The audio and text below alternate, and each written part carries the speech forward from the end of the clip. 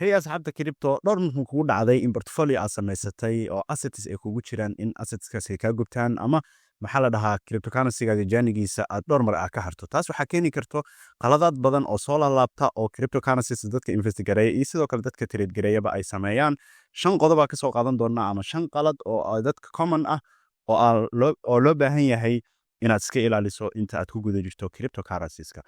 qaladka koowaad ay dadka inta badan galaan waa kan caanka ah ee loo yaqaano FOMO oo ah fear of missing out. Fear of missing out waxaa la yiraahdaa in qofka uu mar walba ku boodo coin oo kilo sheegaba uu aado isagoo aan research samaynin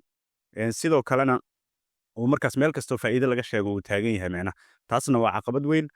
mar walba waxa loo baahan yahay adiga istiraatiijiyad inaad ku socotid hadaad trade gareynaysid haddii investment aad samaynaysid iyadoo sidoo kale istiraatiijiyad ee waxa u baahan tahay inaad samaysid wax loo yaqaano your own research inaad samaysid mar walba waxa ka caana cryptocurrency world do your own research. mistake labaad ay dadka inta badan galaan waxay tahay over investing wax loo yaqaano in qofka markuu ku cusub yahay ama asagoo ku jiraba inta badan uu sameeyo investing badan lacag badan uu geliyo oo ka maarmin ama inta lacag geliyo uu ka qasaaro hadana lacag kale uu dadka ka soo qaado uu geliyo ama coin-kii loo sheegaba inuu coinan badan oo boqolaal coin ama inuu lacag badan u kala gashantaa laga yaabaa over investing inuu sameeyo. Over investing mar walba ma ku fiicno waxay keeni kartaa in maxal la kani jabtid sidoo kale waxay keeni kartaa qasaaro weyn mar walba inuu ku imaado. Mar walba xasuusnow adiga ha maalgashanin mar walba inta aad awoodo in ka badan markastaba inta aad awoodo ku bixi suuqan.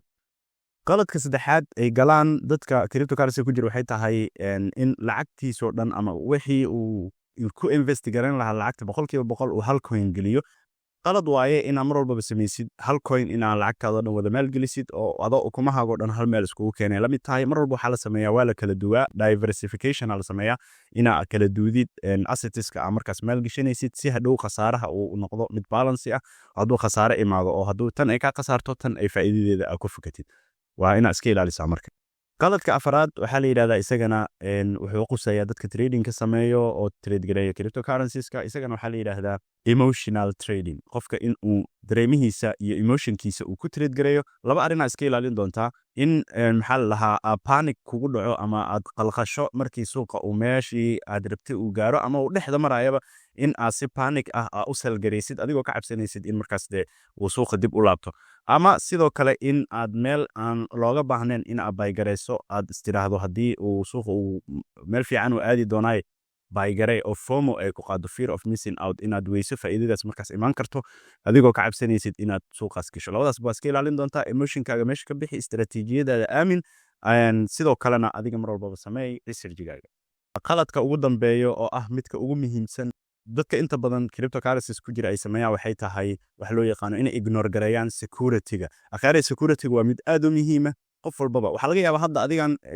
video-ga daawanaya hadda dib iskugu laabato wallet-kaaga inaysan ku xirnayn two factor authentication waxa laga yaabaa in maxaa la yiraahdaa wallet-kaaga meelaha public adigoo joogtid inaad access gareysid ama wifi public adigoo ku jira inaad wallet-kaaga access gareysid taasoo si fudud ay ugu jabsan karaan dadka hackerska ah. lacag badan ku dhunsan mar walba sameey two factor authentication mar walba phrases-ka ay ku siinayaan wallet-ka meel fiican dhigo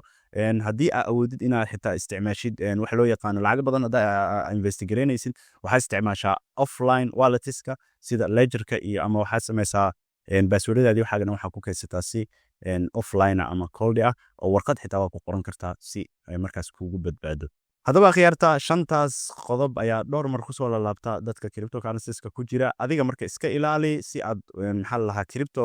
jaanigaaga uu u noqdo mid aan caqabado badan aan lahayn. haddii aan wax badan ka tagay ama haddii aad fikradeeda aan ugu darsanayso xagga commentiga ka aragno oo hoose sidoo kale like garee videogan sidoo kalena nagu xidhnow oo dhammaan social media platforms-ka aan leenahay soo follow garee oo OMAYA exchange ay ku wada qoran tahay si aan isku weydaarsano warbixinada ku saabsan cryptocurrencies-ka iyo si guud marketiska dhamaan.